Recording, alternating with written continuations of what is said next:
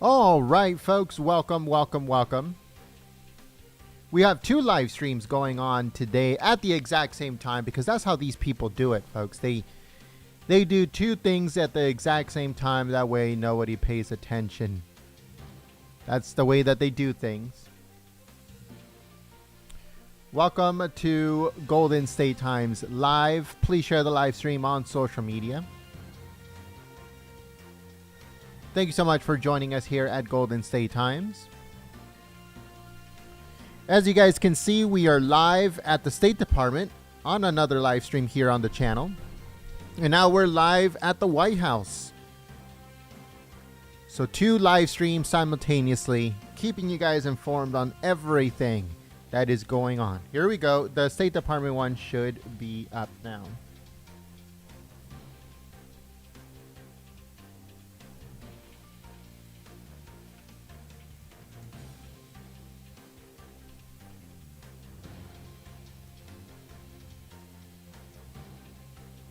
All right, so at the State Department, they're starting already.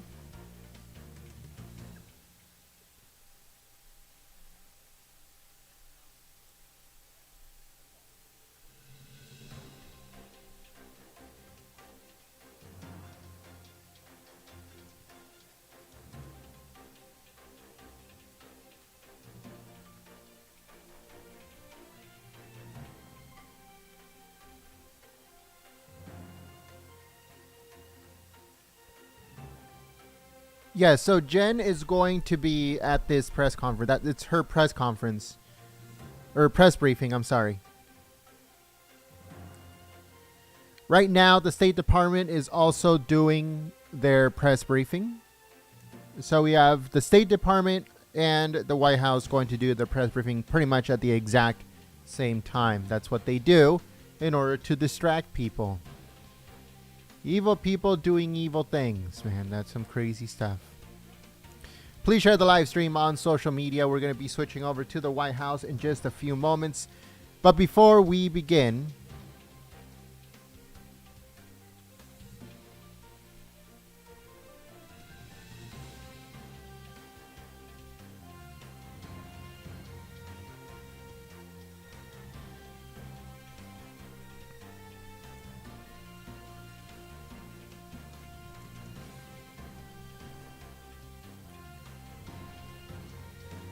so just give me 1 second here.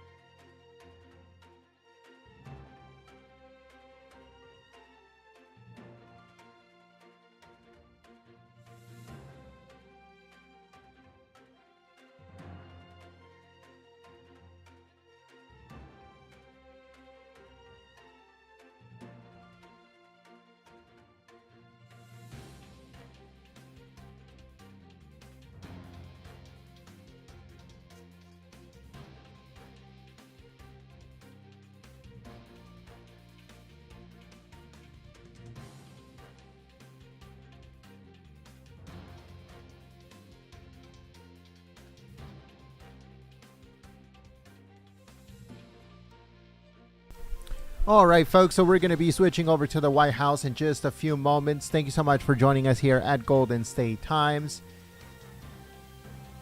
So,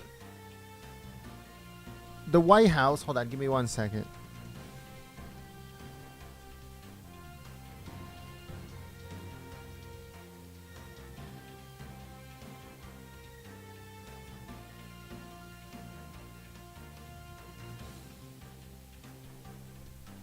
So the White House is doing a press briefing at the exact same time as the State Department is doing their press briefing. We have both briefings going on right now at the exact same time. The State Department one already started, and now we're doing the White House press briefing, so stay tuned for that. We'll be switching over to the White House in just a few moments.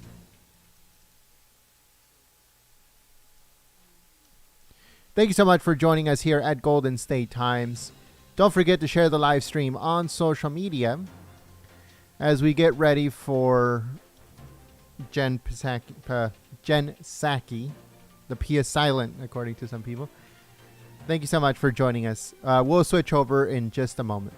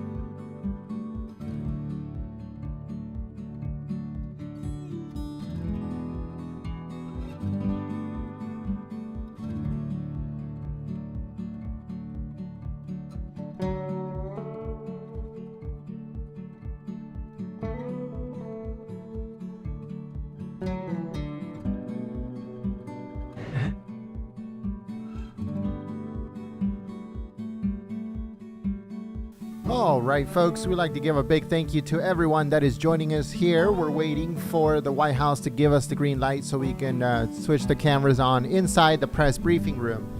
As you guys probably seen, we have the State Department press briefing going on at the exact same time. There's a lot of questions going on regarding Ukraine, Russia, as you guys might have guessed. Also, there's going to be a ton of questions here at the White House press briefing regarding the same thing, Russia, Ukraine. Now, let me update you guys on some of the news that is going on right now. This is all on our website, goldenstatetimes.com. Now, U.S. intelligence is saying that there's a full-scale invasion going to happen within 48 hours, according to U.S. intelligence. As you guys know, CIA, NSA, all that stuff. So they're saying that tanks and forces are moving in, and they're also bracing for a massive cyber attack. Now, they have been warning about this cyber attack now for a very long time, maybe at least a month.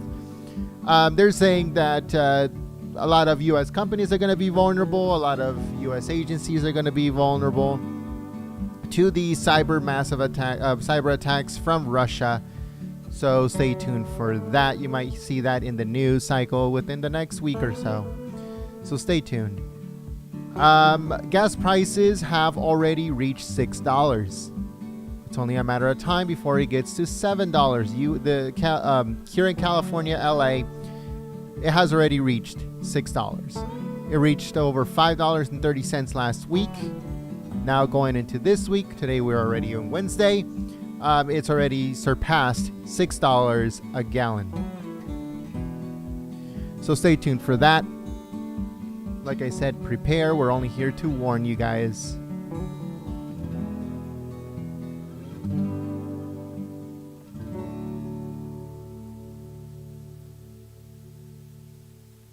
So if you look at all the newspapers from around the world, they all have to do with war. Every single one of them, from the UK, all over the EU, going into Asia, everything, all of the newspapers, their front page is war, war, war. So get ready for that, folks, because this is getting crazy. There's going to be a lot of questions regarding this stuff here at the White House press briefing. There's a ton of questions being asked right now because of it. On the State Department press briefing, we have both of them going on simultaneously. Thank you so much for choosing Golden State Times as your stream of choice. Don't forget to click the thumbs up button, folks, because that's for us. That's not for the White House. That's not for the State Department, not for Biden or any U.S. official. It's for us here at Golden State Times. So if you enjoy our live streams, make sure you click the thumbs up button. It shows us that you are enjoying it and that you are staying up to date on everything that they're doing.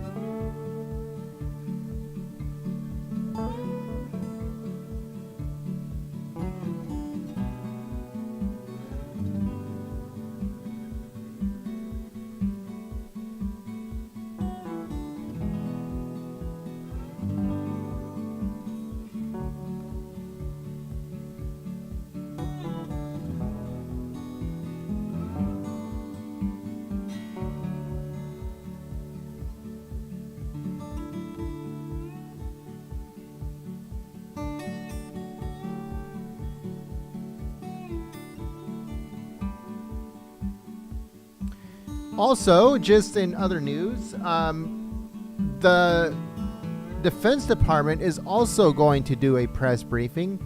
That one is set to begin at 3 p.m. Eastern, 12 or noon here Pacific time.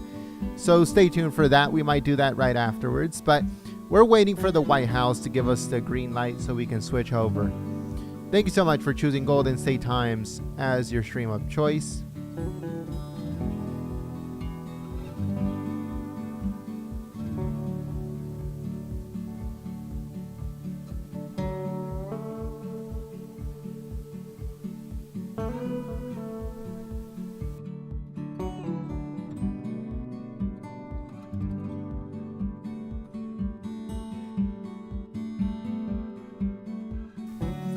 All right, folks, so we are getting the word. We're going to be switching over in just a few moments.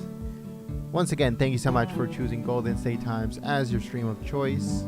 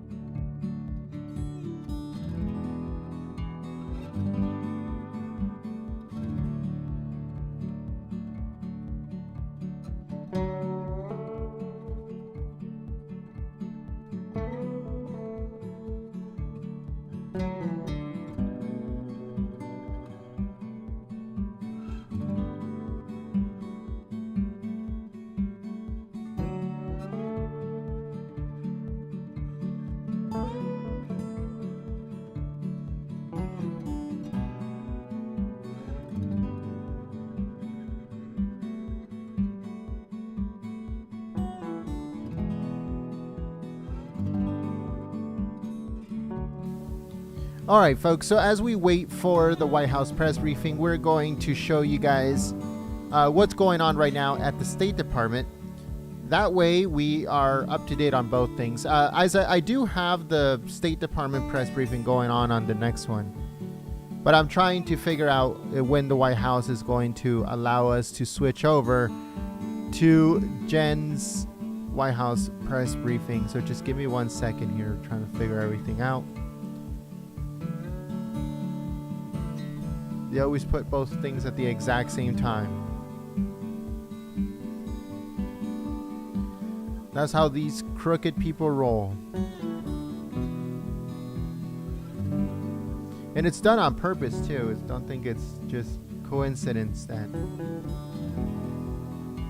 they schedule things at the exact same time. No, it's all part of their scam.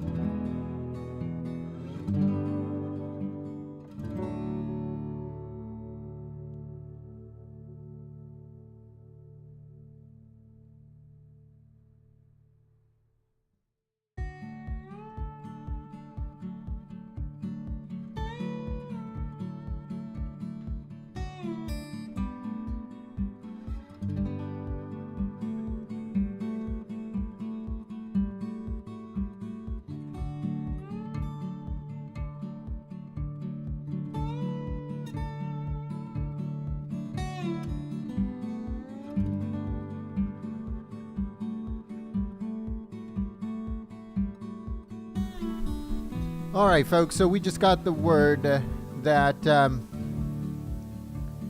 it's because the State Department press briefing is going on. They're going to just wait a tiny bit to see what other questions they're asking regarding the State Department. That way they're updated at the White House to see what reporters are asking over at State. So before we're allowed to turn on the cameras and switch over to the White House, we're going to be updating some news here for you guys. So as you guys probably already know, if you've seen our website, goldenstatetimes.com, again, that's www.goldenstatetimes.com. Biden is allowing U.S. sanctions on Nord Stream 2 to move forward. No. Now, it's the exact same sanctions that Ted Cruz wanted, and the Democrats voted it down just a week ago. So then it was bad. Now because Biden wants it, it's good. See, it's all politics. It's all BS. The exact same sanctions that Ted Cruz wanted is the sanctions that Biden is going to implement within the next few hours. In other news, the National Guard will assist DC police during the trucker convoy protest that is headed to Washington, D.C. Now, they left California today, and they're set to meet with other convoys along the way. It's going to take them a few days to get to Washington, D.C., but they're hoping to get there before March the 1st. Now, according to the people that are in charge of that protest, they're saying that they want to shut down the Beltway, the DC Beltway. So let's see what happens with that. They have already, approved the National Guard to head over to DC to assist DC police. So stay tuned for that.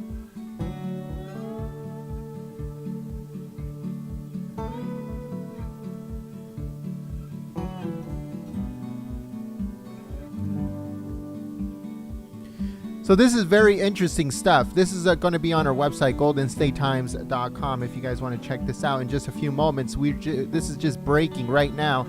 So it says that the UK government believes Wuhan lab leak most likely COVID-19 origin. Very interesting stuff, folks. Very, very interesting stuff. So the UK government believes that Wuhan lab leak is most likely the COVID-19 origin. Finally, a lot of people already knew that, but they're finally saying it. Let me put that up on the website right now so you guys can go and check it out. Give me 1 second. Let me put that up on the website. Oh, sorry about that.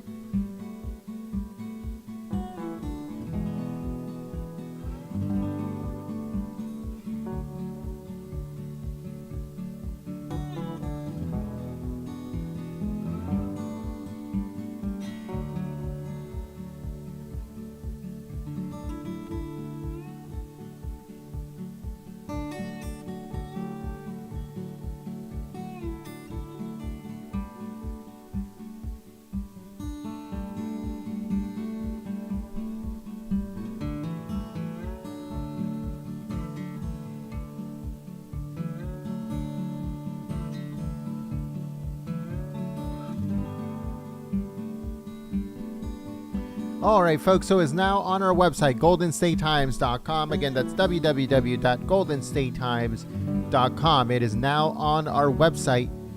Once again, The UK states that the Wuhan lab is the origin of the coronavirus. Very, very interesting stuff. And it says, let me give you a little bit of a snippet of what it says. You can read the rest of it on our website, goldenstatetimes.com. Again, that's www.goldenstatetimes.com. So it says that the United Kingdom's government is increasingly reassured that the coronavirus pandemic was a result of a lab leak in Wuhan, China, according to a new report. While the theory that the coronavirus was leaked from the Wuhan Institute of Virology was dismissed by world governments early in the pandemic, evidence continues to trickle out support of the claim. Government officials in the UK, US, and elsewhere have begun voicing support for further investigation into the lab leak possibility. So it starts off in the UK. They're saying it's coming from the Wuhan lab. It's only a matter of time before Biden has no choice but to agree with the UK that the coronavirus was leaked from the Wuhan lab in China. China's fault, folks. China's fault. More information on that on our website, www.goldenstatetimes.com. We're just breaking that story right now.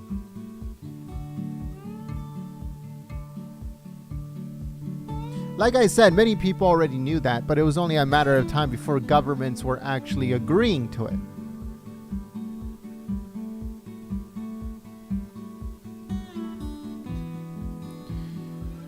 All right, so let's move on to the next news here.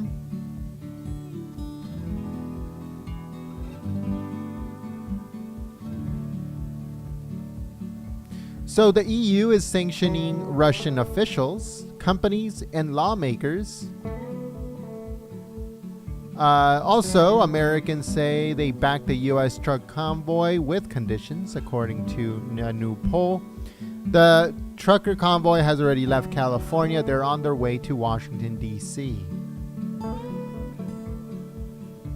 Let me check on the time frame for the White House press briefing. Just give me 1 second here, folks.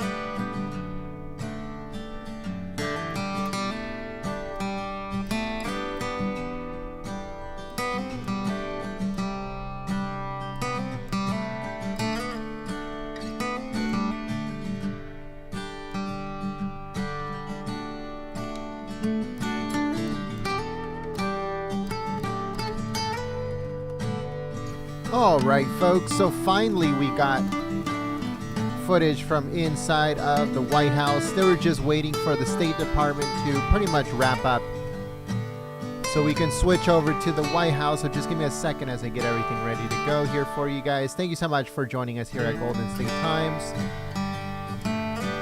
Hopefully once the White House, the State Department ends, people will be able to switch over.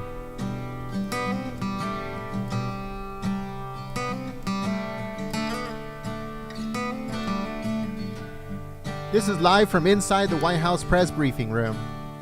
Thank you so much for joining us here at Golden State Times. We have both live streams simultaneously. We have the State Department on the other line, and then we have this live stream, which is the White House press briefing, going on at the exact same time. As you guys can see, the TV is out, which means that there is going to be a graph of some sort. Who knows what they're going to be showing today at the White House press briefing. Thank you so much for joining us here at Golden State Times. Make sure you guys click the thumbs up button. And also, don't forget to share this live stream on social media.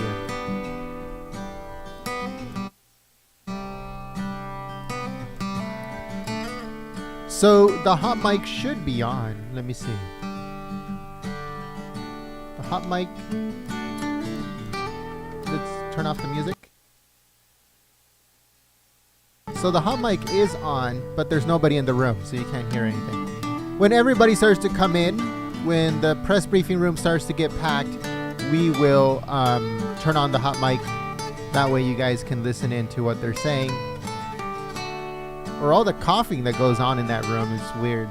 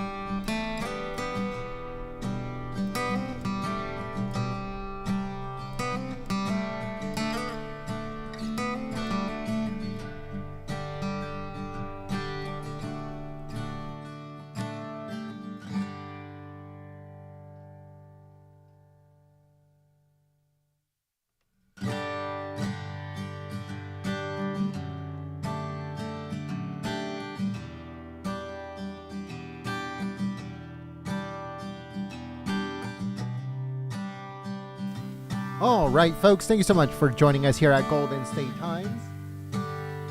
We're getting ready for the White House press briefing as the State Department press briefing is set to wrap up in just a few moments. We hope everyone switches over to the White House press briefing.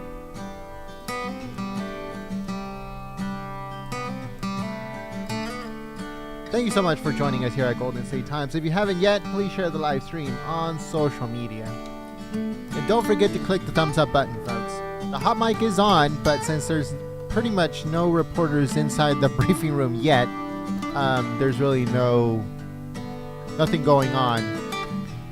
But once everyone comes in, gets seated, then we will turn on the hot mic and make sure that we'll be able to hear what's going on in the inside of the room. Now, if you were ever wondering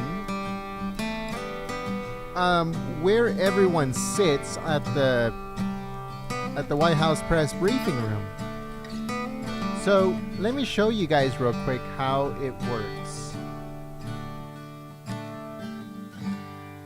I'm going to be putting it up on your screen, so just give me a second. Alrighty then. So this up here is the front of the room. This is where Jen stands.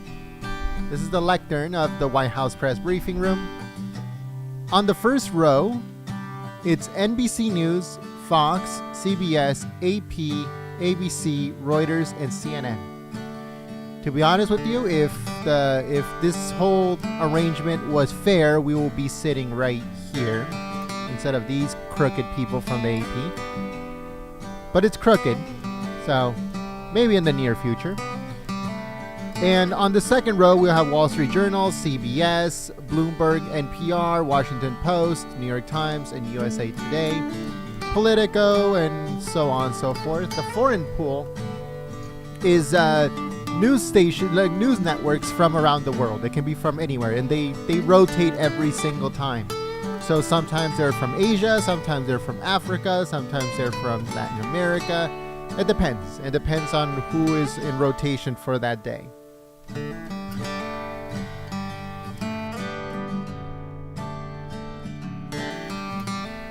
All right, then we move on to AFP. This is a French news network.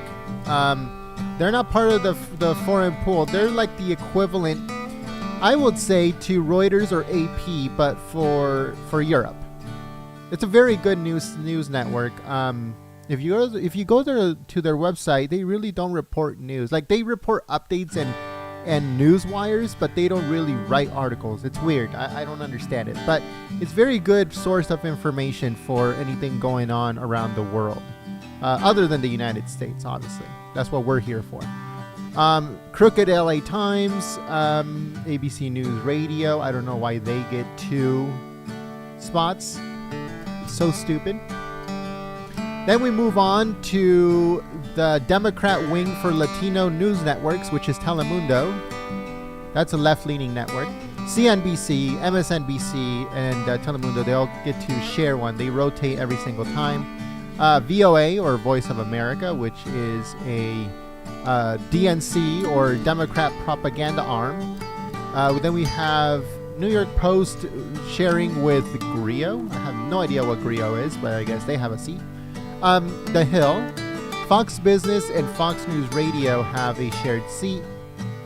ARN, I don't know what that is, but they have one, along with Univision, which is another arm of the DNC, the Democrat National Committee. They're in bed with Univision. Daily Mail, Bloomberg towards the back, Time Magazine, Washington Times, RRA, I have no idea what that is. Most likely is just to report news from Capitol Hill. Roll Call and Christian Shores Monitor here, Real Clear Politics, NJ. And then towards the back, we have Washington Examiner, Yahoo News, Salem, and CBN News, which is Christian News Network. Newsmax, Al Jazeera, the Daily Beast, shares a seat with the Dallas Morning News. The Huffington Post, Boston Globe, and The Blade are back here. EWTN and Daily Caller share a seat in the back. They rotate every single time there's a press briefing and stuff like that. BBC is back here, Newsy, Spectrum News, and The Guardian is back here along with Financial Times. So they share the seats all the way towards the back. So those are the ones that actually have a seat at the press briefing room. Not everybody does. There's a lot of other news networks that stand on the sides or the back of the room. There's standing areas here. And all the camera area is on this side. Or is it the other way around? No, I'm right. Okay, so yeah, so the camera section is over on this side. And then on this side where it says ABC, that is where the standing area is for other reporters. So if you're ever wondering who's in the front row, who asked the questions at the front row, it's all the crooked ones. NBC, Fox, CBS, AP News, ABC News, Reuters, and CNN. Now, if you guys have noticed, when it's a Democrat administration in the White House, they always give the first question to the Associated Press. Not only do they do that here at the White House, but they also do it at the State Department. At the State Department and White House, the AP gets the first question. Now, I don't understand why that happens, why the AP is so... it seems such a reliable thing, you know. Every single time that there's an election, when the AP calls it, that's the end of it. It's so weird. I don't understand that. But the AP gets the first question. The Associated Press. In case you were ever wondering how the seating chart was at the White House, this is the way that it is. Now back to the White House.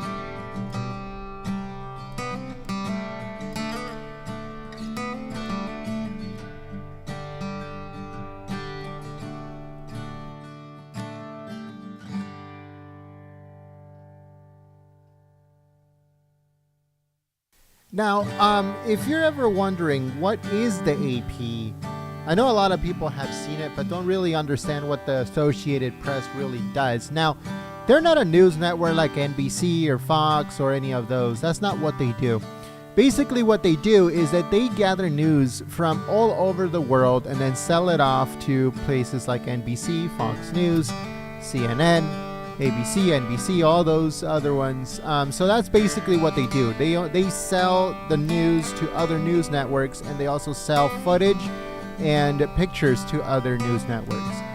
So if you own a news network, like let's say here at Golden State Times, I can get in contact with the Associated Press and get permission to be able to report something that they have caught out in the world. You know, like something's going on in Asia and I want information on that, I can actually hire the AP to go out and get the news for us. Basically, that's what they are. A lot of news networks use it. A lot of foreign news networks use the Associated Press for all of their news releases and stuff like that. So that's basically what they do. Same thing with Reuters. Reuters does the same thing, and AFP, which is a French-based news network, also does the exact same thing. So there's a few of them that do news, what they call news wires. They gather the news and then sell it off to other news networks that they do the updates and, you know, inform the public on what's going on according to them. So I'm sure that that's the reason why they put so much emphasis in giving them the first questions, you know, and they're the ones that call the elections and all that crazy stuff. A lot of power for one news organization to have, like the Associated Press, but it's been like that for generations. It's been like that for decades. So maybe in the near future something changes, but for now it still continues the same way as it did back in the 50s with the Associated Press.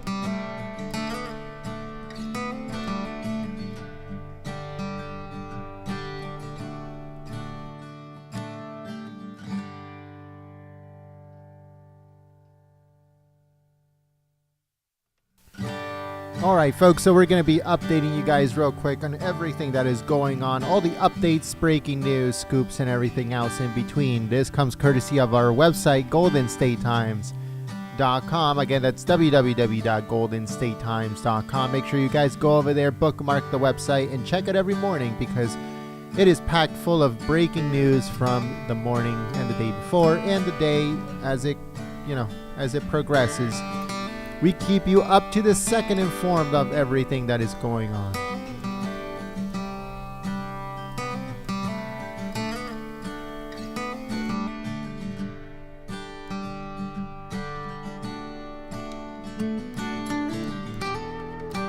All right, folks, so in world news, there is a new article here. It says the EU will unveil a strategy to break free from Russian gas after decades of dependence. You heard it right, folks. So it says the EU will unveil a strategy to break free from Russian gas. That's very interesting stuff. Also, in breaking news, prosecutors leading Trump fraud investigation in New York resign. You heard it right, folks. I'm going to be putting that up on the website right now. This is breaking as I speak. So just give me a second while I put it up on the website, goldenstatetimes.com. All information is going to be on there. Just give me 1 second here.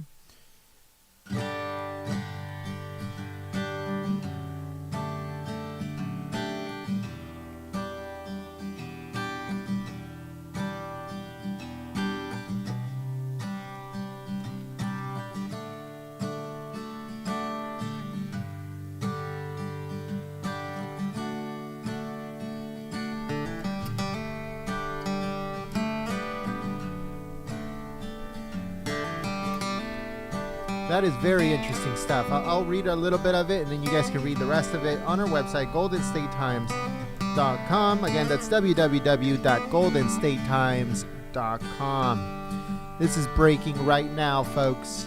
I'll give you guys the scoop right now. Just give me 1 second to put it up on the website. That way everybody can see it.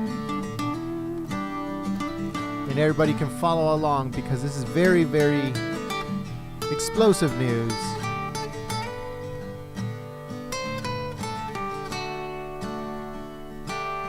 All right, so it is live. Give me 1 second. Now, okay, so it's live now on our website, goldenstatetimes.com. Let me turn down the music or turn it off for a second. All right, so everyone can hear me. Now we have some breaking news on our website, www.goldenstatetimes.com. Breaking news on our website, goldenstatetimes.com. Prosecutors leading Trump fraud investigation in New York resign. You heard it right, folks. It says the two prosecutors leading the Manhattan District Attorney's investigation into former President Donald J. Trump and his business practices abruptly resigned on Wednesday amid a month-long pause in their presentation of evidence to a grand jury. According to the people with knowledge on the matter, throwing the future of the high-stakes inquiry into serious doubt. So President Trump, that's some crazy stuff. So the prosecutors have abruptly resigned in the middle of the investigation when they were about to present all of their findings to a grand jury. All of a sudden, boom, they're gone. So if you want more information on that new breaking news report, make sure you go to our website, goldenstatetimes.com. Again, that's www.goldenstatetimes.com. So make sure you guys go and check it out, bookmark the website, and stay tuned because we have a bunch of breaking news coming over the news wires onto our website, goldenstatetimes.com. Again, the EU will unveil a strategy to break away from Russian gas after decades of dependence on Russia. Russia. It's pretty crazy stuff. Too bad for Russia. Hopefully they just stick with the U.S.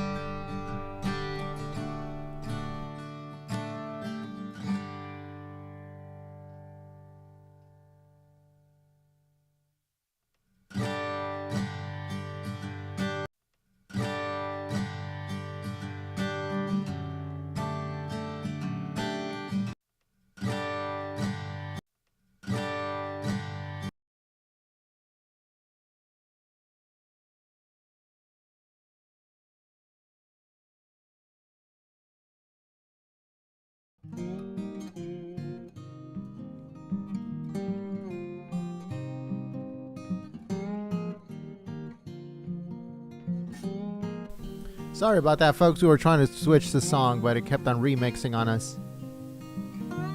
It was just a remix, don't worry.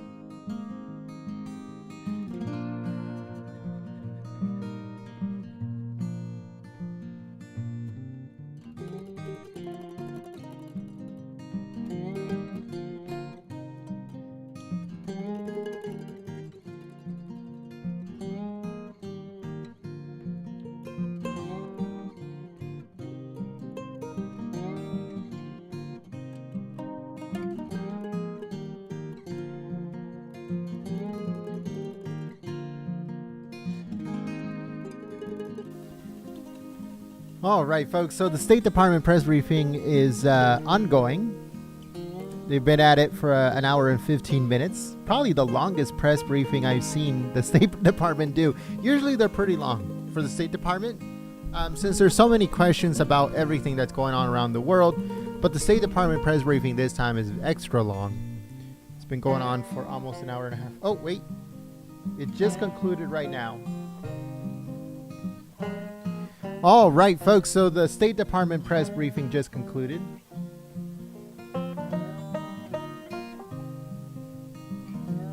Alrighty, so the State Department press briefing just concluded right now. So patriots are gonna hopefully start coming over this way.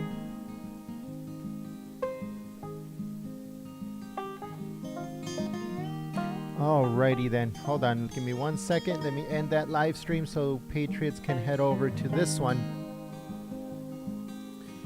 To anybody that just came over from the State Department press briefing, thank you so much for joining us for that one. Right now we're doing the White House press briefing, so hopefully patriots make their way over here.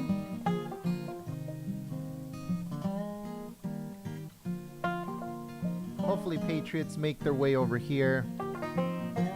If you're joining us from the White House, from the State Department press briefing, welcome.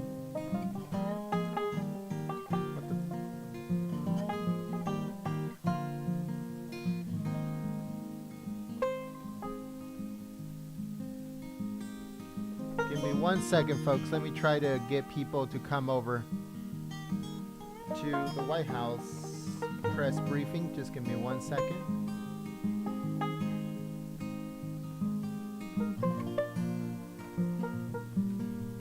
I'm trying to get people to come over to this one.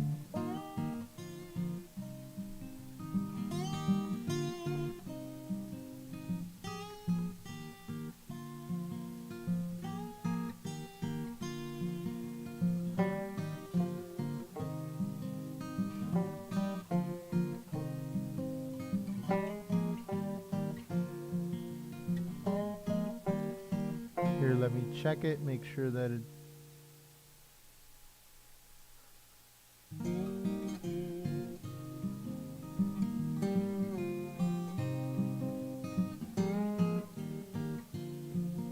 Yeah, so we're trying to see here if people are going to be able to come over, because so if you're at the other live streams, share the link of this live stream on there if you can. Trying to get people to come over to this one, but I don't know if it's working.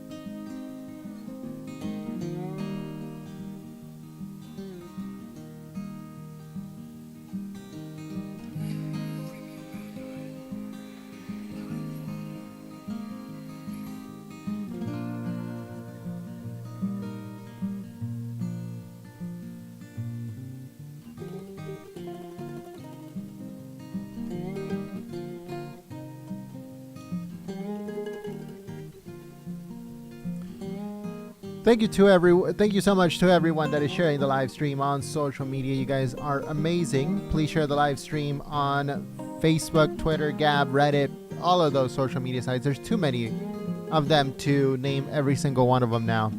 The room is already getting filled up. Let me see if the hot mic is working. Give me 1 second here.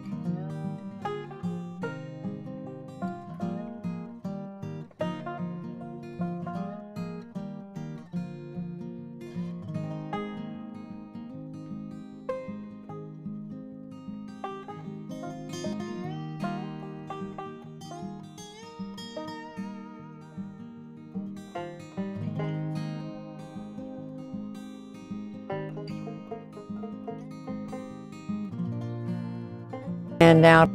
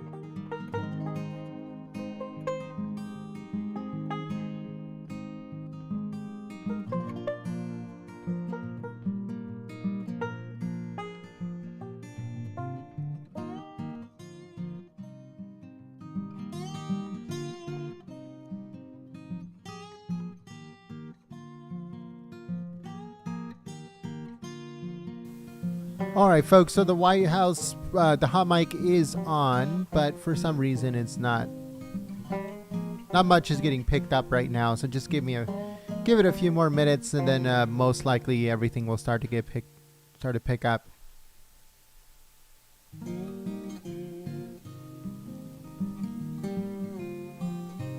So the State Department press briefing just ended just a few moments ago. If you're joining us from that live stream, welcome. Let me know in the chat, are you joining us from that live stream, from the State Department live stream, or if you were live streaming both at the exact same time? Let me know in the chat.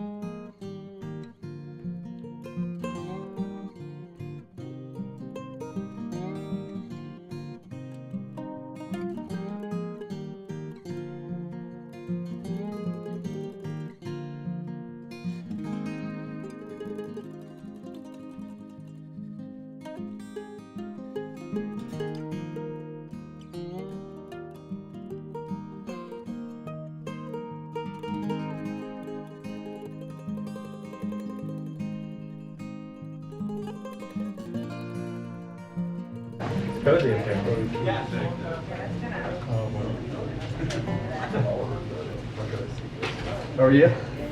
All right, folks, as you guys can hear, the hot mic is now on. We just turned on the hot mic. Please share the live stream on social media. Thank you so much for joining us here at Golden State Times. The best way to support the live stream will be by sharing it and giving it a thumbs up. All right, so I know that I barely turned on the hot mic, but before we begin, give me 1 second here. Please accept my apology. I've already committed it. Like started giggling during my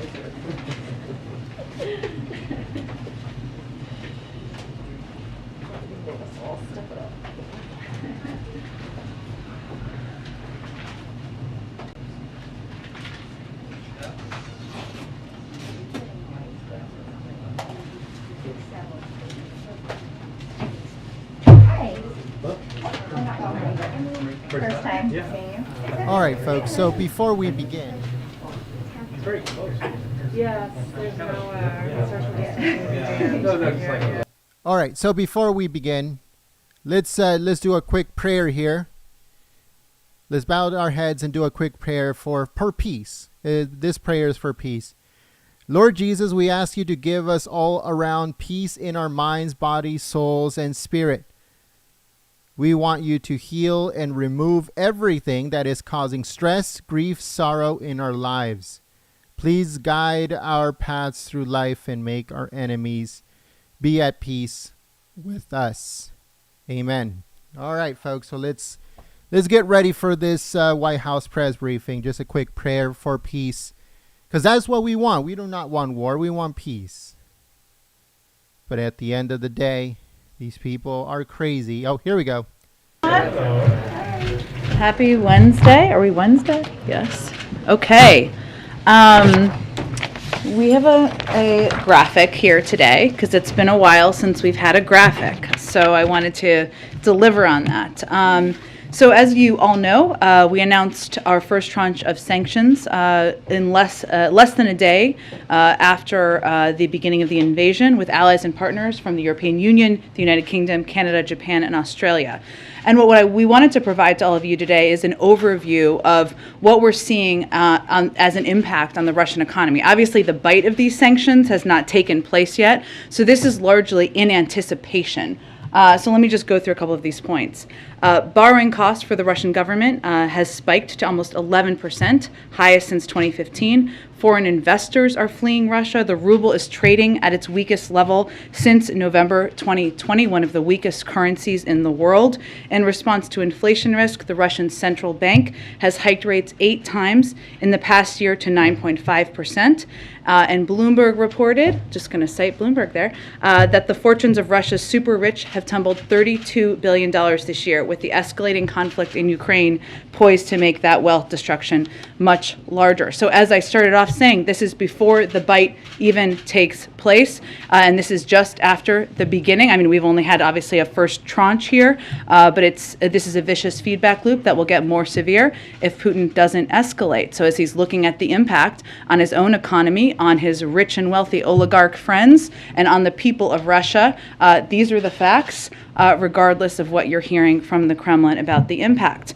Also, just wanted to note, because I know that we put out these sanctions when a lot was happening yesterday, just wanted to give you a little bit more detail of them. Obviously, you hopefully have seen the announcement and the statement from the president about Nord Stream 2. We can come back to that, but that is an additional step today. And also on banks, in the announcement we made yesterday, what we did was we used our most powerful sanctions tool to target 2 major state-owned Russian banks for the first time. That is the significance. These banks can no longer, what it means is they can no longer make any transactions with the United States or Europe, and their assets in the financial system will be frozen. They are the glorified piggy banks, some of the glorified piggy banks for the Kremlin, including one of them, which is a key financial institution where support military finances has been held. And this will have a significant impact on Russian leadership in the inner circle because they're state-owned banks controlled by them. We also were clear yesterday, but again, there was a lot going on, so I just wanted to touch on this lightly, that no financial institution is safe. And the authority that was announced yesterday means that we can expand this to other financial institutions in Russia, and we have every capability and capacity to do that. Second, we made an announcement about sovereign debt. And essentially this means, I know there's been some commentary out there, some from Russia, of course, that they have a rainy day fund. A rainy day fund is limited. A rainy day fund means you can only tap into it until the rainy day fund is done. The ability to purchase sovereign debt means that you can gain access to additional funding. And what we are essentially doing is cutting off their ability to tap into that from the United States and Europe. Finally, on elites, what is significant about this, and somebody asked me this question about what's different. So some of the people who were sanctioned yesterday are repeat people that we have sanctioned in the past. But the additional step we took was that we sanctioned family members, because what we've seen in terms of tactics that they've used in the past is they have moved, they're very sophisticated, some of these oligarchs, no surprise, they've moved money around to children, to family members, so they could still have access to it. And we wanted to reduce the likelihood of that, so that is an additional step we took. So just wanted to cover that. One other note, today also marks 100 days since the President signed the bipartisan infrastructure law. Time flies. It's also day 400 of the administration. In the past 100 days, we've hit the ground running, rolling out nearly $100 billion worth of programs and funding to state and local governments. This funding will help rebuild crumbling roads and bridges, replace lead pipes, help provide high-speed internet to every family in America, and produce concrete results that change people's lives for the better. To continue this momentum, today the Department of Transportation announced nearly $450 million available to strengthen port infrastructure and supply chain resiliency, and obviously there is more to come. Chris, your first day in the AP seat. Welcome to the front of the room. No pressure. So a few questions about Ukraine. First, talk about the impact of the economy on Russia. Ukraine is also feeling a lot of economic pain right now. What more is the White House prepared to do to shore up their economy, provide them with financial assistance? Well, we have provided them an extensive amount of financial assistance, including recently announcing $1 billion in loan guarantees, and that is something we are open to building upon, and we are going to continue to assess what the impact is on the Ukrainian economy, what is needed on the ground. That applies to both access to economic assistance as well as humanitarian assistance. So I don't have anything to announce today, but we will continue to be a large provider and supporter of financial and economic assistance to Ukraine. A new AP poll found that only 26% of Americans want the U.S. to play a major role in this crisis. Given that this could increase costs on Americans, gas prices, other economic ripples, has the White House done enough to prepare Americans for what the U.S. role could be and what impact it could be on their lives? Well, this is very important to the president personally. It's why he gave remarks, delivered the remarks he did last week, and why he has spoken several times to provide updates to the American people over the last couple of days. Two pieces I would note that I think are very important as Americans are tuning in and learning more about this potential conflict, this conflict that's underway, I guess I should say, between Russia and Ukraine. One, the president has no intention of sending U.S. military or U.S. troops to fight in Ukraine. It is hard to know, because I don't think it was in your poll, how people assess what major involvement means, but that has not changed in terms of the president's view and his approach. Second is he is going to do everything he can to reduce the impact on energy costs for the American people. And that means engaging closely with partners around the world. It means considering a range of options that are all on the table to reduce the impact on the oil markets. And that is what would impact energy costs. But the last thing I would say is that the president and the White House, we make national security decisions based on what's best for our country's national security, not on the latest polling. And if you step back, what hopefully the American people will see and have seen is that while Russia has sought to divide our allies and the American people, the president has sought to revitalize our partnerships and alliances and unite our country. He's standing up for our national security interests and bedrock democratic values against the aggression of a dictator threatening to further invade a sovereign country. That's why he's doing what he's doing. So we're less focused on the politics of Ukraine and more focused on preventing a war. The other question I had was yesterday, the administration said the goal of the sanctions is to prevent and deter a wider invasion of Ukraine. If Russia does attack, as U.S. officials are warning that they're imminently prepared to do, does that mean that strategy has failed?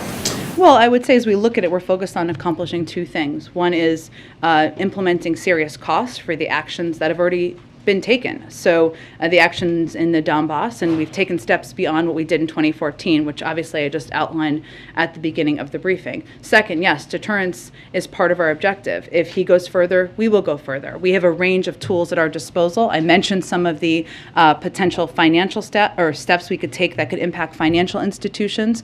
That is very significant and could have a very significant impact. But we have far more options beyond that, including export controls, and what export control steps would mean. Russia, as President Putin looks to the future of Russia, there is a lot of access to different industries, technologies that he needs and would rely on in order for the economy to grow and flourish in the future, whether it's AI, whether it's other technological sectors, biotech, semiconductors, a term we've used a lot in here, and what this would do would essentially cut off access to that. That would also be a significant step. So point is, we have more steps we can take, and we're going to continue to apply those if he escalates.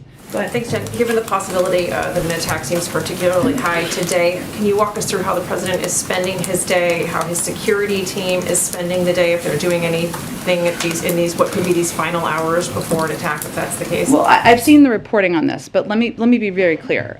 We have been saying for days that Russian military forces are in an attack position. That has not changed. They are capable of operationalizing at any point in time. We are in constant contact with the Ukrainians about their positioning, about their capacity and capabilities. We're not predicting a day, a moment, or an hour. That has been our assessment and what we've been communicating with the Ukrainians for some time now. Let me tell you, though, something else that we're also seeing or assessing right now. We believe, obviously we've laid out a game plan that we believe that President Putin has been implementing over the course of the last several weeks, if not longer.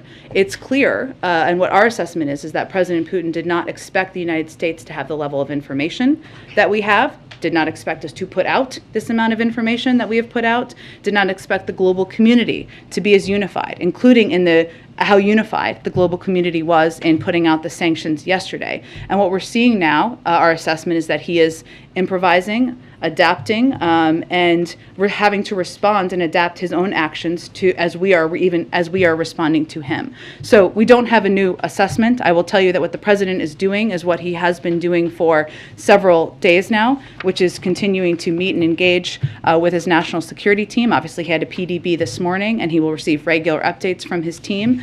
He will continue to engage closely with partners and allies, something that he has been doing for several days now. But that is the continuation of what our engagement has been. Given that we could be looking at an imminent attack, is there anything this White House, this president, believes he can do to stop it? Well, I think what's important to note here is we have been saying imminent for days now. And what I'm conveying to you is that we're also seeing adjustments by President Putin, or the need to adapt in response to what our actions and what our response has been. So what the president has been doing has been continuing to work with partners and allies to ensure we remain united, to leave the door open to diplomacy, but to make very clear to President Putin and to our partners around the world that there will be significant consequences beyond what we have done already should he invade further. Go ahead, Jen. Jen, what's the next trigger point for new sanctions? Obviously, yesterday's was the start of the invasion. Mm-hmm. What does Putin have to do next to see another wave? I'm not going to give you a detailed, if he does this, we will do that. I would only just reiterate what I said a little bit earlier, which is that we have the specific authority based on the announcement made yesterday to take additional steps as it relates to financial institutions in Russia. There's additional enormous financial institutions, the two largest banks, for example, which were not a part of the announcement we made yesterday. There's an additional steps we've expressed an openness to, including taking steps as it relates to export controls. So these are assessments we will continue to make internally, and we have a range of tools that we are prepared to, steps we are prepared to take should he further escalate. On Monday, when President Putin made clear that he was sending troops into those two breakaway regions, the White House initially said that does not constitute an invasion because Russia already has troops there. This is just more overt. The next day, President Biden came out and said this is the start of an invasion. What happened overnight? What changed to lead to that change in rhetoric? Well, I talked about this a little bit yesterday, but what we looked at and what we assessed were a range of steps. I'm not obviously going to get into military assessments or movements today, just like I didn't yesterday, but we looked at a couple of steps, including President Putin taking steps as it relates to the Duma to ask for authority to take additional military action beyond that region. We looked at his recognition.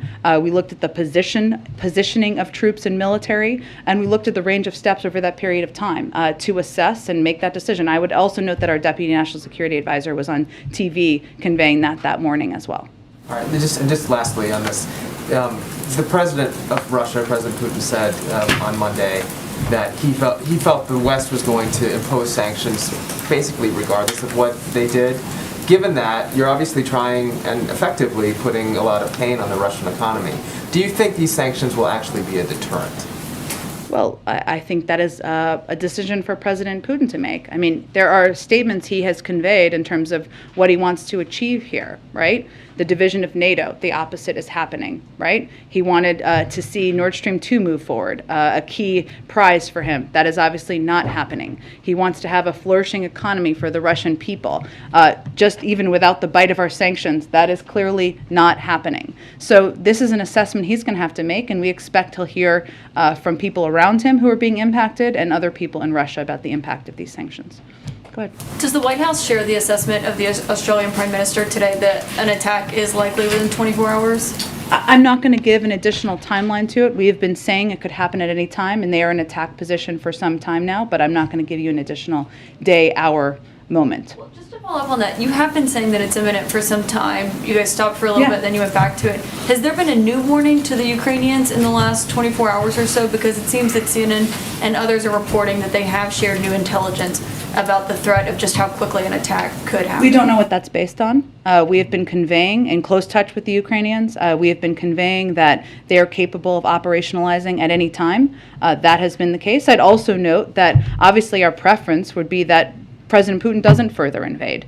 And as I said a few minutes ago, what we're also assessing is that he has had to adjust, adapt to the strength of the unity of the global community, to what our reaction has been, and he has been forced to need to respond and adapt his own actions. We will see. We still very much anticipate and predict that he will invade further. But again, we're also seeing an impact on how he's behaving. And on Nord Stream 2, last month the White House opposed an effort on Capitol Hill to put sanctions on this pipeline. Last year, of course, President Biden waived the sanctions on that, and now today he is imposing the sanctions on it, which is a pretty big shift. So can you just explain the changes and where you... Well, we don't see it as a shift at all. We've never supported the pipeline. It was 90% built when the president took office.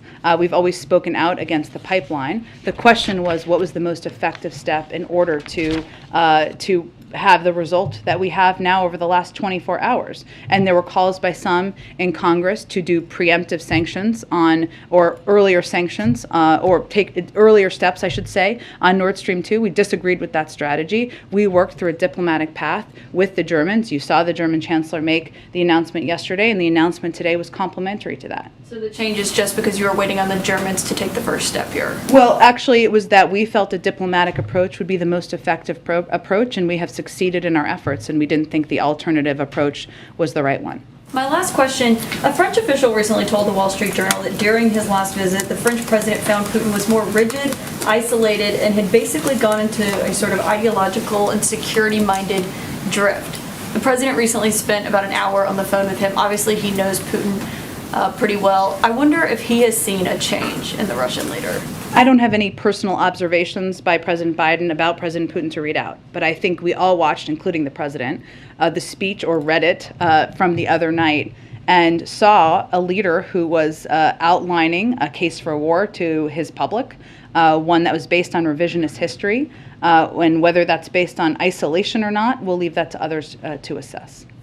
Go ahead. Thank you, Jen. So you've said many times today that there is not a new assessment, but yesterday the president clearly chose his words carefully when he said the world was watching the start of an invasion, which is very different from the U.S. warning today that a full-scale Russian invasion is imminent. So are you saying that nothing has changed between when we heard from the president yesterday and today? I'm saying we have been saying for days that there has been, that they are prepared to launch a full-scale invasion. We saw the beginning of that yesterday. So nothing has changed in that assessment. What about the figure of 80% of Russian troops are now in the forward attack position? Was that also the case yesterday? I'm not going to be in a position to give you troop assessments or movements, but as I said just a few minutes ago, they are in an attack position. That remains the case. And then to follow up on something I asked Dilip yesterday, he said that the administration would not give a time frame for when Americans might feel the impact of this conflict. Why not? I mean, the president has said we need to be honest about the cost of fighting for democracy.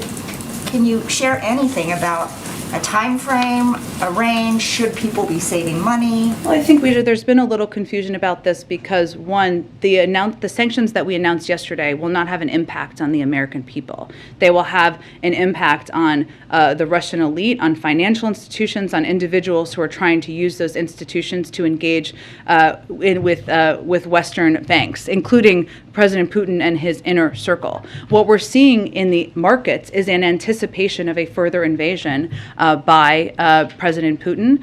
And what we're trying to do and focus on is take every step we can, working around the world with our counterparts and partners to minimize the impact on the global energy market. So that's what we're working on. We're working on to minimizing that, but there is not an impact from the sanctions we've announced on the American public. It really depends in part on what President Putin does in many regards. And finally, is one of those options looking at releasing more oil from the Strategic Petroleum Reserve? That is certainly an option on the table. Thank you. Go ahead, Peter. Thanks, Jen. Following up on Weij's question, Yeah. a lot of focus on the economic pain in Russia potentially from these sanctions, but what about the economic pain here? The Russians are saying they think gas prices in Europe are going to double. How high could they get here? Well, I think, again, Peter, and as I said to Weija, I mean, some of this depends on what President Putin does. So as he's suggesting what the impact will be around the world, it's all based on what his actions are, just to be very clear about it. What the president is focused on and is working on is taking every step we can to communicate with, coordinate with, engage with big global suppliers around the world to minimize the impact on the energy markets. But even without all this going on, gas in California is almost $5 a gallon. Should people across the country expect to see that kind of a number when they go to gas up their car? $5, $6? Well, again, I think as you heard the president say last week, standing up for our values is not without cost.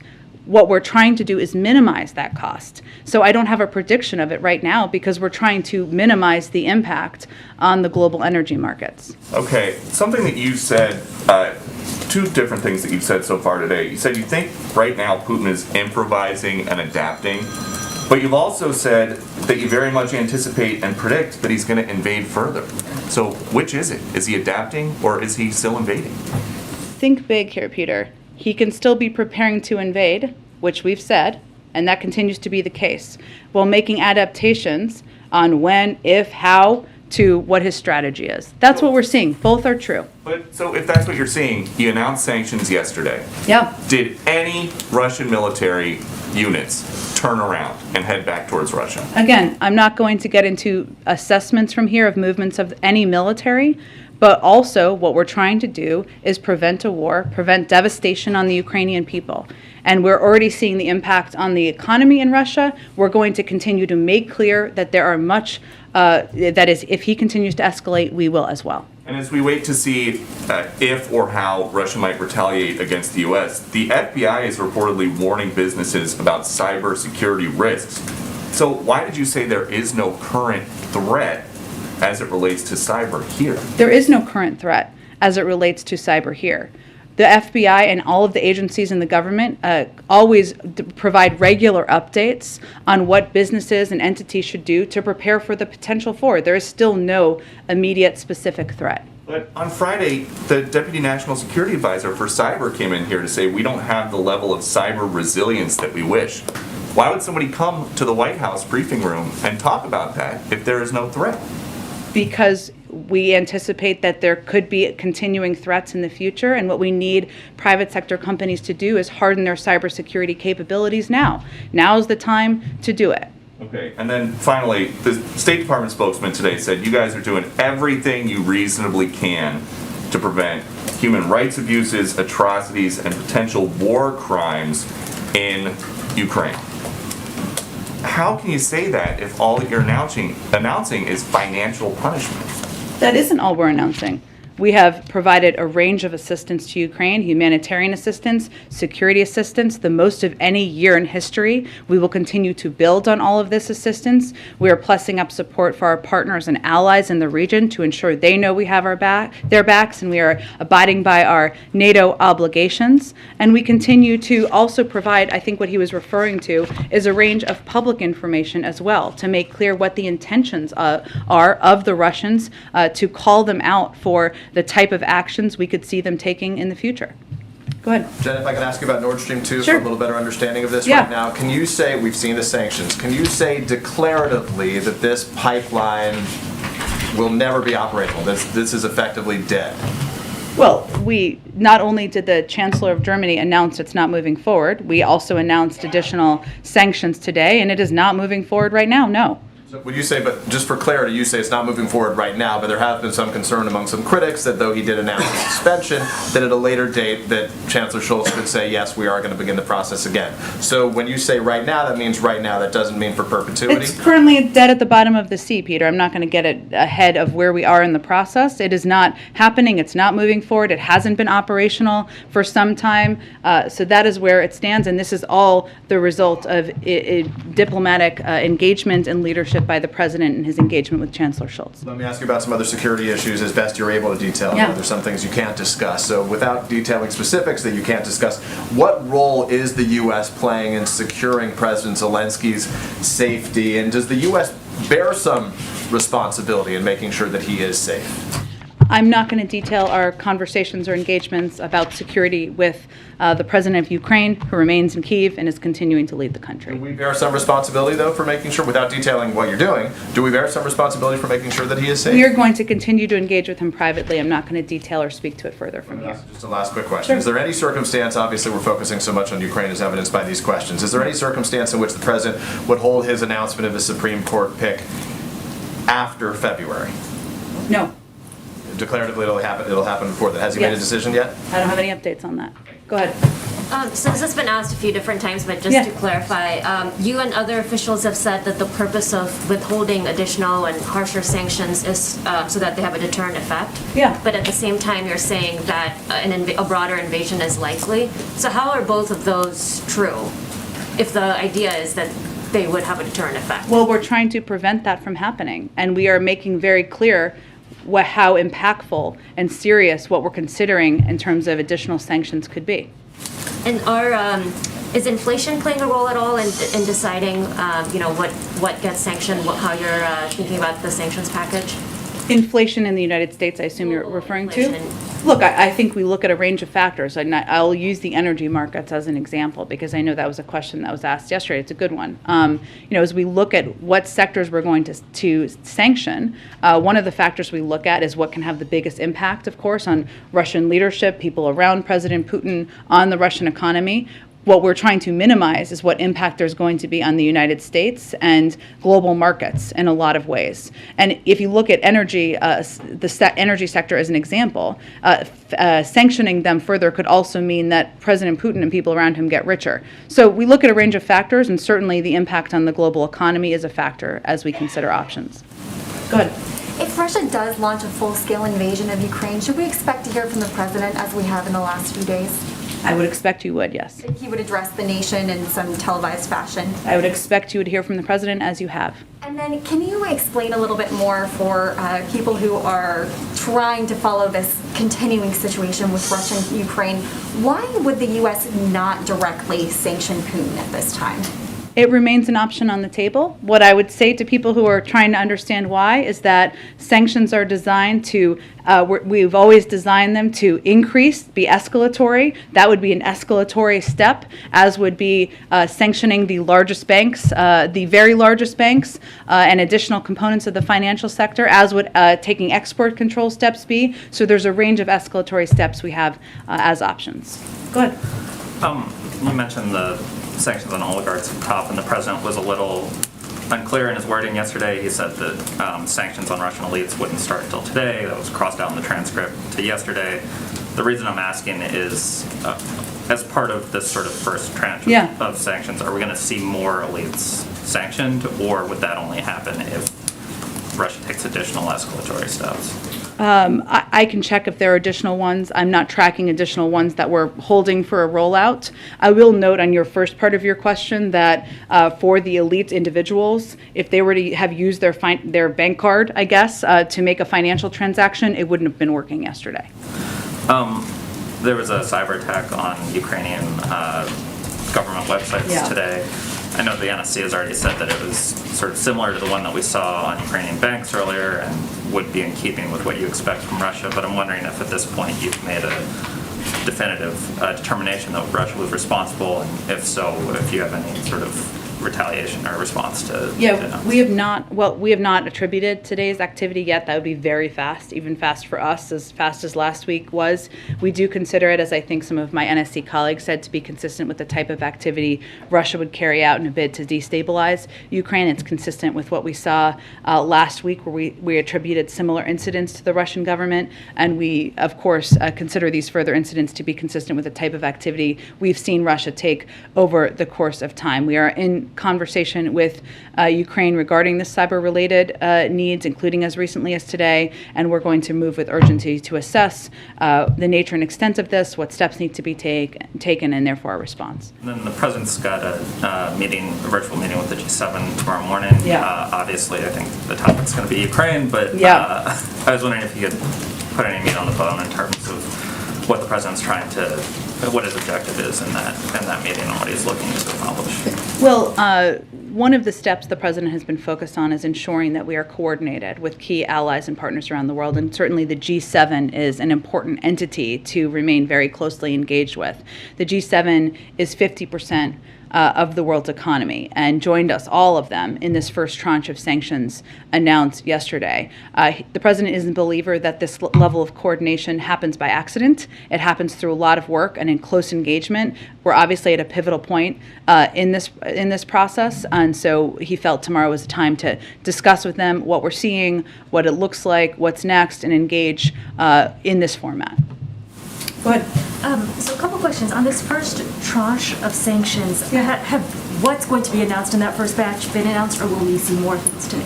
The first tranche has been announced, and obviously the Nord Stream 2 announcement today is an additional part of that. I can certainly check if there's anything additional coming at this point beyond for the first tranche, not that I am aware of, but I will check and make sure that's correct. And then when you all talk about this first tranche of sanctions, can you give us a sense of like how many tranches, if that's the right word, are in this toolbox that you have to apply? I mean, how many sets of sanctions are we talking about? I understand the question. It's hard for me to give that assessment. It really depends on what escalatory actions President Putin takes. If he goes further, we will go further. What that looks like, I can't outline for you at this point in time. I gave you the sense a little bit of what some additional options are, right? Export controls, sanctioning additional financial institutions, larger financial institutions. Those are all on the table, as are other options. But in terms of what the breakdown of tranches would look like, I can't outline that for you at this point from here. And in terms of the cyber attack, we were asked about, will the U.S. or could we expect the U.S. to have some sort of retaliatory behavior towards Russia in response to this? We always reserve that option, and obviously we haven't made an attribution for this recent DDoS attack. As we go through the process of doing that, we'll certainly consider what actions could be taken as well. One final question, actually on the JCPOA. Sure. There have been reports that the U.S., Iran is closing in on some sort of deal.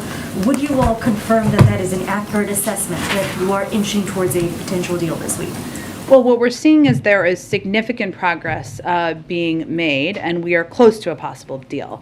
But there are a number of very difficult issues that remain unresolved, and there's very little time remaining to reach a deal given the pace of Iran's nuclear advances. Also, I would note that typically the most difficult components, the last mile, is where there is the most difficult conversations and negotiations. So yes, significant progress, and we are close, but there's a lot that still needs to be worked out. It is true that Iran, we believe if Iran shows seriousness, we can and should reach an understanding on mutual return to full implementation of the JCPOA potentially within days, but there is still more work that needs to be done. So you all are optimistic, or I mean that's mixed? We are encouraged by the significant progress, but having been through a few of these, I would note that often the most difficult negotiations happen in the last portion. Go ahead. Go ahead, Dylan. Thanks, Jen.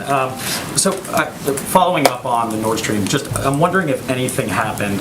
I understand you were saying that there was an intent to want to do this in a coordinated way with the Germans, and obviously they made their action yesterday. But was there anything else that happened on the ground in Ukraine yesterday that warranted the sanction happening today rather than yesterday? No, but it's part of our first tranche of sanctions. So we would see it as a part of what was rolled out yesterday. And then you were also telling, I think you told Caitlin that that you wanted this approach with Germany rather than an alternative.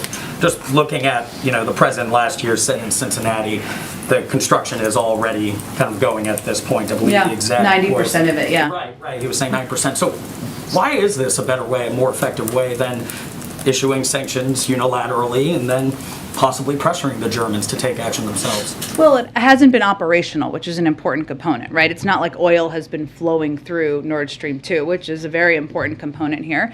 And we made the assessment, others can have different assessments, that this would be the way to achieve the outcome that we've now achieved.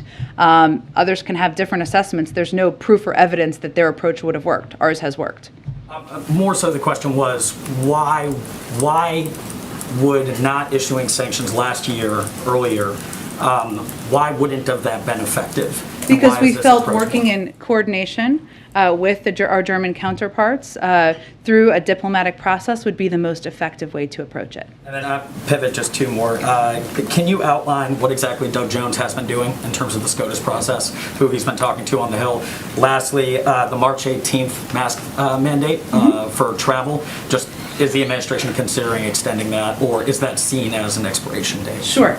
On the first, I'm sure once there is an announcement to be made, we will have more detail about all of the engagements that have led up to it. But certainly, Senator Jones is playing an integral role, engaging with senators, engaging with different stakeholders and individuals who want to give their view on where this should head. I'm sure we'll have more details once an announcement is made. As it relates to the March 18th timeline, the CDC is in the process of reviewing their mask guidelines and their mask guidance. We will let them make any announcements on that, but I don't have anything to predict at this point about March 18th and where that stands on planes. Cool. Go ahead. Yeah, thanks, Jen. Earlier during today's briefing, you said it's the U.S.'s assessment that President Putin did not expect the U.S. to have this level of information that we have, did not expect us to put out the amount of information that we put out, and did not expect the global community to be as unified as it is. What have you seen from Putin's actions, from Russia's actions that have led to that conclusion, that assessment? Well, I think why I was conveying that is because what we've seen, and I don't think I can give much more detail than that, other than to say what we've seen is him adjusting and adapting some of his actions and needing to respond to what our actions are. And we've obviously been assessing that he is prepared to operationalize at any time. That has not changed, but we are also watching closely what he does. And what's your response, the administration's response to lawmakers from both sides of the aisle who say President Biden still hasn't gone far enough with sanctions? Representative Adams yesterday said, quote, the administration must go further.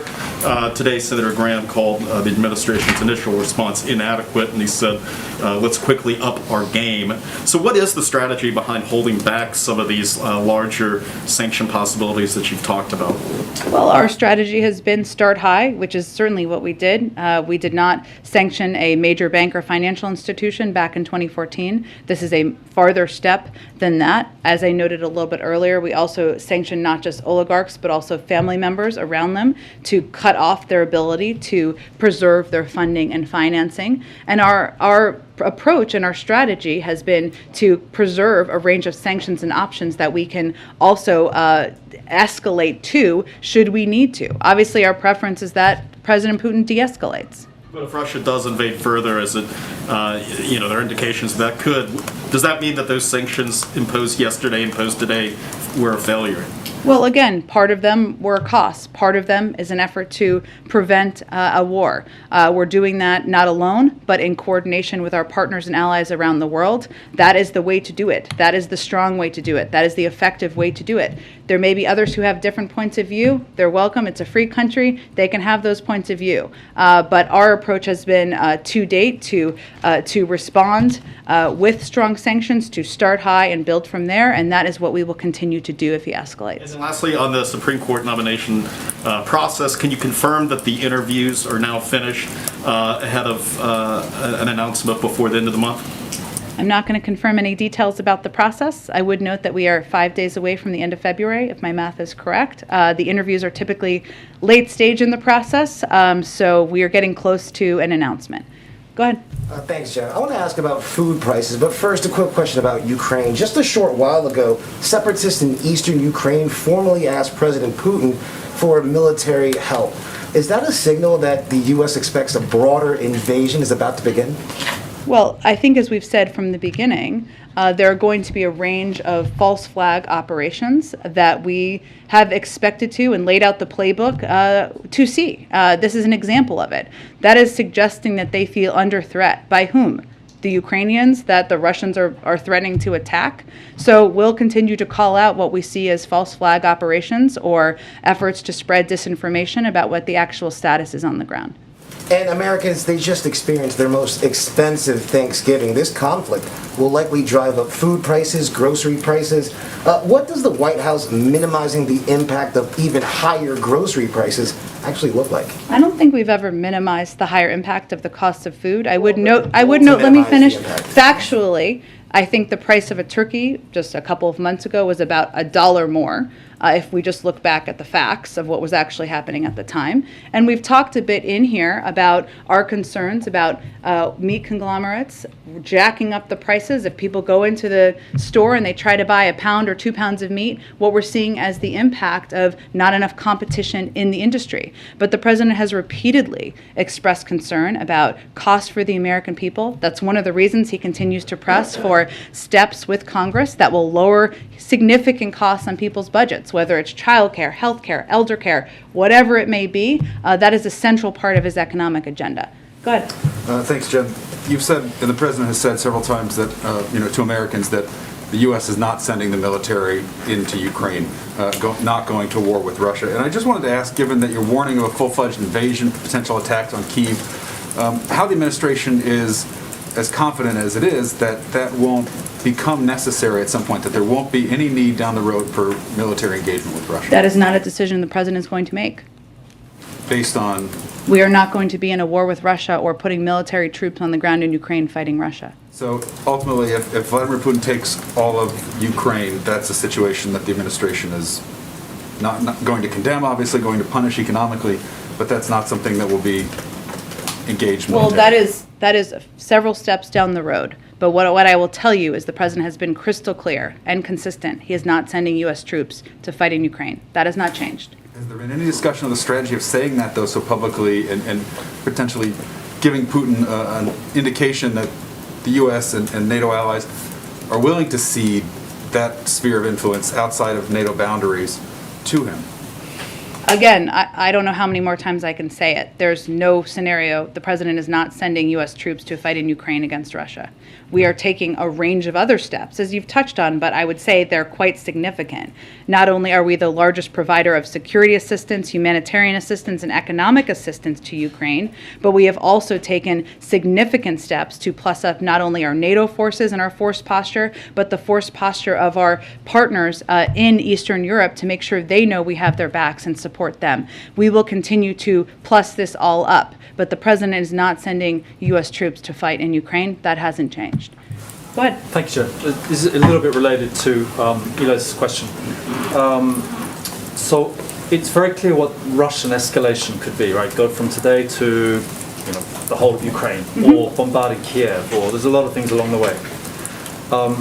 You've laid out all sorts of different sanctions that are being considered. Yeah. But what is the arc? Because it's very clear what the Russian arc could be, right? Could ultimately go to whatever, occupying the whole of Ukraine, per se. What is the arc of the U.S. response? Like, what's the equivalent to, smashing Kiev to pieces? again, I'm not going to outline if this, then that from here. And unless you know something the rest of us don't know, I don't know that anyone knows exactly what the next step will be. As much as we're preparing, we're seeing them positioning their military forces for attack. Obviously, until they further invade, they haven't further invaded, right? If they do and take escalatory steps, we will take escalatory steps. What those look like will depend a lot on what the actions are. Okay, one other question, please. We've got the G7 virtual meeting tomorrow. The President's made a lot of outreach to allies, Yeah. obviously. Is any consideration whatsoever being given to some kind of last-ditch outreach to the Russians, either from the President or him encouraging the Europeans to have another go at it? Well, I talked about this a little bit yesterday. I mean, a couple of days ago, obviously the president made clear, or we made clear on his behalf, that if they didn't invade, that he was open to engaging with President Putin. And that would follow a meeting or engagement between our Secretary of State and Foreign Minister Lavrov. Obviously, we're in a different point at this point in time, and it doesn't feel appropriate or the right step to have those diplomatic engagements right now. We will always leave the door open. If they de-escalate, we will certainly proceed with diplomatic engagement. But no, we're not considering a meeting with President Putin or engagement with him right now. Go ahead. Hi, I have a question on Mexico, but first on Ukraine. Sure. On the sanctions on Nord Stream 80, can you confirm that they will only affect Gazprom and not the 4 European companies that are shareholders of the consortium? I think we put out an extensive statement on this, as well as some details. Let me see if I can just outline it all from here, and we can get that to you after the briefing as well. What was your other question? Yeah, on Mexico, the president of Mexico said today that the U.S. isn't well informed about violence against journalists in Mexico, and that there isn't impunity for those crimes. Are you worried that he's downplaying the risks that journalists face in that country? Well, I would say first we've seen factually the threats that have been posed to journalists in Mexico. And we've seen the threats, and that is a concern that I think the Secretary of State was expressing on behalf of the United States about those abuses. So I think he was speaking to facts we've seen on the ground. Go ahead. Hi, Jen. A couple domestic questions for you. First, does the White House have any reaction to the order from Texas Governor Abbott calling for prosecutions of parents who move forward with gender-affirming treatments for their kids? Well, I spoke a little bit, unfortunately, to another law that we saw moving in Florida just last week. But let me reiterate some of the points I made then. There are efforts in some states, not just Texas, but also Florida, unfortunately others, designed to target and attack the kids who need support the most, LGBTQI+ students who are already vulnerable to bullying and violence just for being themselves. This isn't an isolated action, as is evidenced by multiple states pursuing this. We're seeing Republican leaders take actions to regulate what students can or cannot read, what they can or cannot learn, and most troubling, who they can or cannot be. You've heard the president. He also, I think, put out a tweet or a statement to the Florida law, and I would say we have the same concerns about these type of actions we're seeing in Texas. And then in Florida, Governor DeSantis' administration is moving forward with a rule targeting shelters that house unaccompanied minors. Does the Biden administration have any contingency plans for the unaccompanied minors who may be affected by that rule in terms of their housing? Well, I think this is an important thing to call out here, because what we're talking about here is, one, it's our view, it's our responsibility, I should say, as an administration to responsibly and safely care for unaccompanied children. We're talking about minor kids here. So HHS is currently examining all legal options available at its disposal to ensure that our shelters continue to provide services to the unaccompanied minors in our care. I would remind you all that there have been kids in Florida, these facilities since 2005. I mean, these facilities have been open for 17 years now, being overseen by the Office of Refugee Resettlement. So we're obviously looking at legal options here, but I also would say this is, really flies in the face of what should be a moral view of anyone, that caring for the safe care for unaccompanied children should be a part of what we all want to be active participants in. Go ahead. Thanks, Jen. So the Justice Department today announced that they are ending the Trump administration's 2018 China initiative. and replacing it with a broader approach towards more countries, Russia, Iran, North Korea. I know that justice officials have spoken about this, but if you can elaborate from this podium the reasoning behind that, and especially in addressing the complaints of discrimination from Asian Americans. I would have to dig further into this, Patsy. I'd really point you to the Department of Justice. I'm not sure we have more to add from here. And then just on the global pandemic response, can you confirm the amount of funding that the administration has requested from Congress? We're hearing this number of $5 billion that activists say is not nearly enough to help vaccinate the world, as well as to stop new variants from attacking the U.S. as well.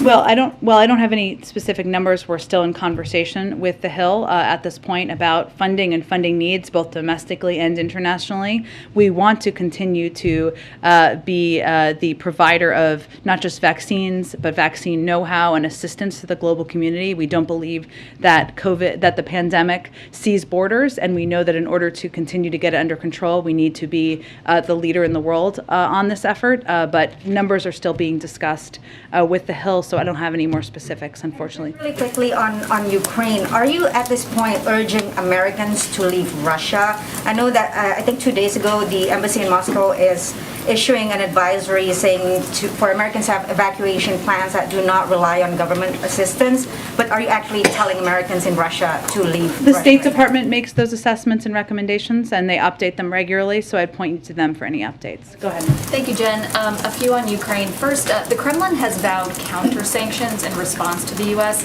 We've not seen what those will look like, but it sounds like the U.S. has quite a bit of intelligence, so I'm wondering if you have any view on what the nature of those counter-sanctions could be, what impact they could have on consumers, and how the administration could offset that. Well, we've seen those threats or those reports, but I don't have anything to provide or assess from here. Yesterday, President Biden said nothing in Putin's lengthy remarks indicated any interest in pursuing real dialogue on European security in the year 2022. If that's the case, what do you see as the end game here? Well, again, our hope is that Putin will decide to de-escalate, that he will feel the threat of the sanctions, what the impact will be on the Russian economy, on the Russian people, on the people who surround him. They are meant to have a deterrent impact, that he will feel the weight of being a pariah in the global community. It does not mean we have never closed the door to diplomacy, and the president didn't have that intention of conveying that yesterday either. And certainly, if it is an appropriate time, he will engage with President Putin again, but now is not the appropriate time where he's continuing to invade a sovereign country. And finally, the administration is working on putting its budget together. How much humanitarian assistance for Ukraine is the administration prepared to support? It's a good question. What we're going to, and it's hard for me to give you a number right now because we're going to continue to assess the needs on the ground, and we certainly are prepared for the potential for there to be major continued humanitarian needs on the ground. Obviously, those have existed since back to 2014, but we want to continue to be the largest provider of humanitarian assistance. This is something we will continue to discuss with colleagues in Congress as well. Thanks, Jen. All right. Okay, thanks everyone. We'll do this again tomorrow. Supreme Court real fast, Jen? Yes, ma'am. Going back to what Peter asked. Sure. This small window, and in the midst of this window, you have a lot going on with foreign policy. We do. It means you guys have a lot going on too. All of us. Yes, right. How about that? With that said, how is the president feeling in the midst of all this as it relates to this impending nomination, this historic nomination that he's getting ready to make? Tell me more about what you mean. How is he feeling? How's he feeling? I mean, he's got all of this going on with Ukraine and Russia, and then he's got this historic nomination of the first black woman to potentially sit on the U.S. Supreme Court. Yeah. It's history being made in the midst of looking at sanctions and other things that are happening overseas. How is he feeling about this piece over here? Yes, I mean, I think the president is looking forward to announcing a historic, eminently qualified black woman to serve on the Supreme Court. He feels there's tremendous honor in that. He takes the role that every president has in selecting and nominating someone to the Supreme Court very seriously. That's why he has been spending time not just studying bios, but also reviewing cases and engaging very closely with an internal team on this process. But he is very much looking forward to making this announcement appointment and getting this individual confirmed. How many nominees has he met with thus far? I'm not going to get into further detail on that. I expect once he makes an announcement, we'll have more details to share. And lastly, Yeah. the administration has been fervent, I can't even get the word out, saying that that you all will fight against anyone who tries to mar or ruin the reputation of any of these nominees. Yeah. What are you willing to do in this fight to keep their reputations that they walked into this process with? That's a good question, April. I think what we mean by that is there are a range of eminently qualified Black women whose names have been out there as potential nominees. All of these women would make tremendous additions to the Supreme Court. And we have also seen efforts to mar their reputations. And what we mean by that is we are going to fight back even before, obviously, the president has made a decision or made an announcement against efforts to tar any of their reputations. That means defending them publicly, standing up for them, providing information to debunk any information that's being put out about them that's inaccurate. And hopefully, they all feel that we have delivered on that promise. But that has been important to the president from the beginning. Thank you. Thank you, everyone. See you tomorrow or whenever. Thanks, Jen.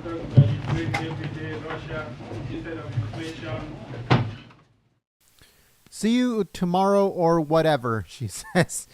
This lady is out of her mind. There's crazy people running the White House right now, but it is what it is for now. So thank you so much for joining us here at Golden State Times. We'd like to thank every single one of you that shared the live stream on social media. As you guys saw at the bottom of the screen, we show you guys exactly who's asking the questions every single time she moves on to the next one. So we hope that you guys enjoy that. You guys find that, helpful. So that way you can know exactly what news network is asking what dumb questions at each time, So thank you so much for joining us once again. We cover everything that has to do with the White House, the State Department, the Pentagon, and everything else in between here on Golden State Times on YouTube. But also make sure you visit our website, goldenstatetimes.com. Again, that's www.goldenstatetimes.com. The only place we cannot get censored or demonetized or anything like that to try to censor the news. All news, every single news, breaking news, updates, scoops, and everything else in between is on our website, goldenstatetimes.com. So make sure you go over there, bookmark the website, and check it every single morning because it's packed full of breaking news websites, news updates, and everything on our website. So make sure you go and check it out. Thank you so much, folks. Thank you so much for joining us. Also to the moderators for keeping the chat clean and enjoyable for everyone. We hope that you guys have a blessed rest of your day. God bless every single one of you for tuning in here on to Golden State Times and learning what is going on, staying updated and prepared for what is coming. Thank you so much, folks. God bless, and I'll see you on the next one. Peace.